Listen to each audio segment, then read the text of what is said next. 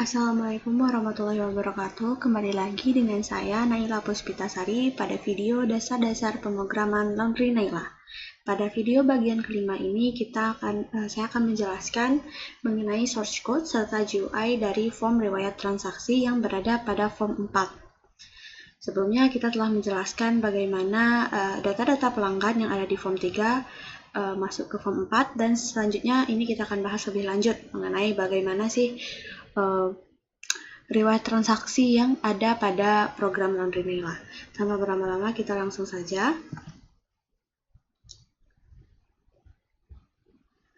Baik, berikut adalah tampilan antarmuka dari form 4 yang menjadi form riwayat transaksi atau riwayat pelanggan, di mana di sini tidak terlalu banyak elemen, hanya ada button 3 untuk mengembalikan lagi tampilan ke form.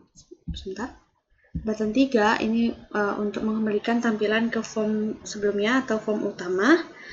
Dan di sini ada dua group box, yaitu group box 1 serta group box 2. Group box 1 ini nantinya akan menjadi tempat untuk data-data pelanggan yang telah menggunakan jasa Laundry Naila, di mana di sini di list box 2, 3, dan 5 saat pertama kali program dijalankan akan langsung tampil semua data pelanggan.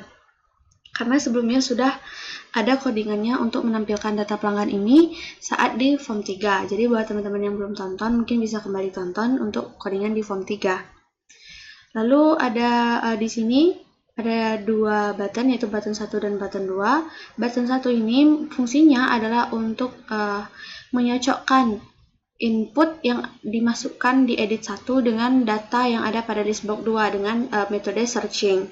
Selanjutnya, metode sorting ini adalah metode untuk button 2 ini digunakan untuk metode pengurutan, yang dimana tipenya mau ascending atau descending dipilih terlebih dahulu melalui combo box 1 berdasarkan data yang ada pada list box 5, yaitu total belanja. Jadi untuk pengurutan di Laundry Naila itu berdasarkan total belanja, dan untuk pencarian berdasarkan nama pelanggan. Nah, guna pencarian ini nanti juga akan berkaitan untuk return atau komplain customer. Untuk lebih lanjut akan dijelaskan pada video selanjutnya, yang dimana nanti jika kita mencari nama dan ternyata cocok dengan salah satu data yang ada pada list box 2, maka akan tampil namanya di sini beserta nomor telepon serta total belanjanya, seperti itu. Mungkin tanpa berlama-lama kita langsung aja ke programnya, ke search code-nya, dimana di sini karena metode yang saya gunakan untuk pengurutan adalah counting sort. Jadi di sini kita memerlukan fungsi utama yang ditaruh pada deklarasi global untuk nantinya dipanggil pada saat memencet atau menekan tombol button sorting, dimana fungsi utama untuk counting sort ini berdasarkan total belanja atau berdasarkan list box berapa tadi itu, list box 5, berdasarkan list box 5. Nah, di sini kita buat dulu fungsi utamanya, di mana fungsi counting sort ini kita punya beberapa parameter, yaitu array dan names. Name ini adalah link namanya, nomor telepon, serta ini array ini adalah total harganya, dan juga ada integer n dan boolean ascending. Untuk kita set dulu nanti dia ascending. Nah, yang pertama kita harus menemukan nilai maksimum dalam array itu untuk menentukan jumlah atau array count-nya, dimana integer max itu sama dengan array dari array indeks ke 0. Nah, setelah menemukan nilai maksimum, selanjutnya kita akan melakukan perulangan, yaitu dengan perulangan kita set integer i ini sama dengan 1. Jika i masih kecil dari n, maka i++. Lakukan pengecekan dengan metode percabangan. Jika array i ini masih besar dari max, maka nilai maksimumnya itu kita tukar dengan nilai array ke i ini. Nah, setelah itu kita akan membuat array untuk menampung hasil sorting dan variabel untuk nama dan nomor HP, karena di sini kita mengurutkan array i atau array telepon, sedangkan nanti jika hanya ini yang diurutkan, maka hanya total total di list box 5 aja yang terurut, total belanja saja yang terurut, sedangkan nama serta nomor teleponnya menjadi tidak sesuai atau teracak. Maka untuk itu kita buat array baru untuk menampung hasil sorting.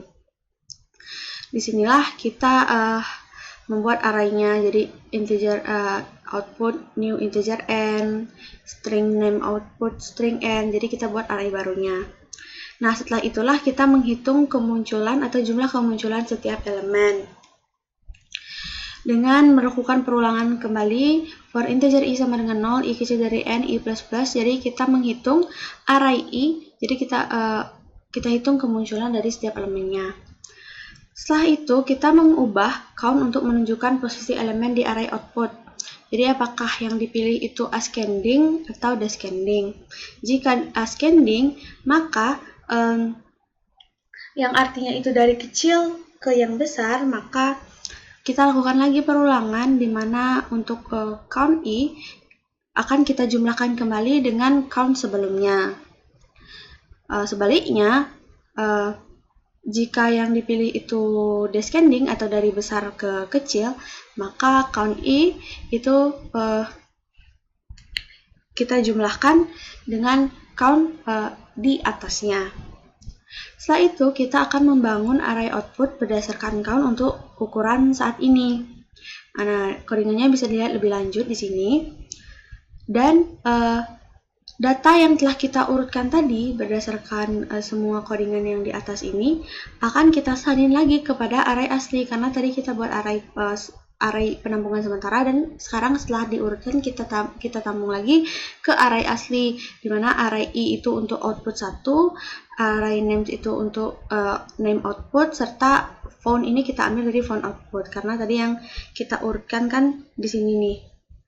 Nah, ini kita melakukan pengurutannya, kita bangun arraynya dan urutkan berdasarkan array yang sudah kita bangun atau kita buat untuk menampung hasil sorting sebelumnya.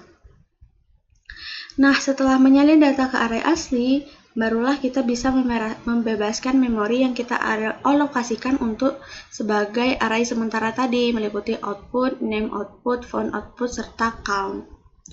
Nah, ini adalah fungsi utama untuk pemanggilan counting sort. Di sini, saya juga menggunakan beberapa, di deklarasi global ini ada beberapa yang saya deklarasikan variabelnya. Pertama itu string pencarian, ini untuk menyimpan nama yang dicari, serta boolean found yang digunakan untuk menandai apakah data ditemukan. Nah, selanjutnya kita akan melihat bagaimana codingan untuk button 2, yaitu button sorting. Kita akan langsung saja ke codingannya, dan kita perbesar. Yang pertama, program akan melakukan pengecekan apakah combo box yang dipilih oleh si petugas itu ascending atau descending. Nah, di sini kita gunakan boolean ascending, itu kita dapat dari combo box item index yang ke-0, karena ke-0 itu saya set ascending, atau baris pertama itu set ascending, baris keduanya itu atau indeks pertamanya atau itu descending. Selanjutnya, program akan mendapatkan jumlah item di listbox 5 atau listbox total belanja, di mana integer n ini adalah jumlah item yang ada pada listbox 5. Jadi dia akan melakukan berapa banyak sih data yang ada pada listbox 5 atau data total belanja pelanggan. Nah, sebelum melakukan operasi selanjutnya, kita akan melakukan pengecekan dulu apakah ada data yang diurutkan, karena nanti jika tidak ada data, program nanti bisa crash ataupun bug. Jadi kita lakukan pengecekan jika n-nya sama dengan 0 atau tidak ada data yang bisa diurutkan, maka akan keluar tampilan atau pesan bahwa tidak ada data untuk diurutkan. Namun ternyata jika ada atau keadaan ini tidak terpenuhi, maka kita akan membuat array sementara untuk menyimpan total belanja, nama, dan nomor HP. Seperti sebelumnya kita buat array baru. Lalu kita salin nih data dari listbox ini ke array sementara, di mana array ini kita dapat dari listbox 5 atau total belanja, nama kita dapat dari listbox 2, dan nomor HP didapat dari listbox 3. Nah, setelah membuat array baru dan telah disalin pada array baru ini data-datanya, barulah kita memanggil fungsi counting sort dengan parameter-parameter yang telah saya sebutkan sebelumnya. Nah, setelah diurutkan pada fungsi ini, kita menyalin data yang telah diurutkan tersebut ke listbox yang sebelumnya dengan melakukan perulangan. Jadi kita salin total belanja, salin lagi namanya dan nomor HP-nya. Setelah itu barulah hapus memori untuk array yang telah dibuat sementara, array sementara. Dan fungsi terakhir dari button ini adalah untuk menampilkan pesan bahwa data berhasil diurutkan. Nah, selain dari pengurutan, kita juga bisa melakukan pencarian berdasarkan nama dengan menekan button 1. Di mana untuk metode pencarian yang saya gunakan di sini adalah metode substring. Metode ini sangat efektif karena tidak case sensitif terhadap kapital dan spasi. Pertama, karena telah mendeklarasikannya di variabel global yaitu pencarian, di mana pencarian ini adalah nama yang akan kita cari. Nama ini kita ambil target namanya itu kita dapat dari edit 1. Di sini ada text.trim, itu untuk fungsinya menghapus spasi di awal dan akhir, jadi dia tidak case sensitif terhadap spasi juga. Namun sebelum melakukan pengecekan itu lebih lanjut, kita harus memeriksa apakah di edit 1 atau pencarian ini ada data. Jika tidak ada data, dan untuk menghindari bug, maka akan keluar tampilan mohon isi nama pelanggan yang ingin dicari pada kolom pencarian. Nah, jika keadaan ini tidak terpenuhi, yang artinya ada data yang diinputkan, pertama sekali program akan mengosongkan terlebih dahulu atau meng-clear bagian kolom atau group box pencarian dan mereset status pencariannya itu false. Nah, disinilah kita melakukan perulangan untuk mencari data pelanggan dengan melakukan for integer i sama dengan 0, i kecil dari jumlah item yang ada pada list box 2, maka i plus i.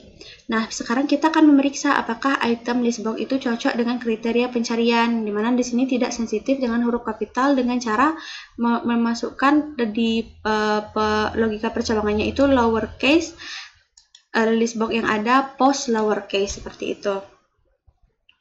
Nah, ternyata jika cocok, maka di list box 6 ini akan kita tampilkan nama yang ditemukan. Di list box 7 kita tampilkan nomor HP dan list box 8 sesuai dengan string yang ada pada nama. Barulah status pencarian kita found true.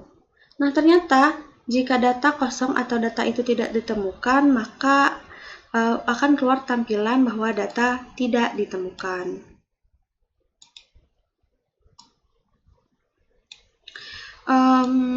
Selanjutnya di group box 2 atau yang berada pada button 4. Button 4 ini fungsinya nanti jika ada data yang telah dicari pada di sini, dia akan memasukkan data ini kepada form komplain pelanggan. Jadi codingannya seperti ini. Fungsinya itu dia akan menambahkan data-data pelanggan yang melakukan komplain dari form riwayat transaksi ke form 6. Jadi dia langsung di form 6 nanti akan tampil nih di list box 1 itu dia langsung bikin penomorannya, lalu di list box 2 namanya, list box 3 nomor HP serta total belanjanya. Dan fungsi terakhir dari button ini juga setelah memindahkan data ini, dia akan mengubah tampilan ke form 6 atau form komplain pelanggan. Ini nanti akan secara lebih jelas lagi akan terlihat ketika kita merunning programnya. Nah, untuk button back ini sendiri mudah, dia hanya mengalihkan tampilan ke form 3 untuk kembali ke form utama. Mungkin sekian penjelasan video mengenai form 4. Pada video selanjutnya, yaitu video bagian ke-6, kita akan menjelaskan mengenai source code serta GUI dari form komplain pelanggan yang telah kita singgung sebelumnya. Terima kasih telah menonton. Saya akhiri dengan wassalamualaikum warahmatullahi wabarakatuh.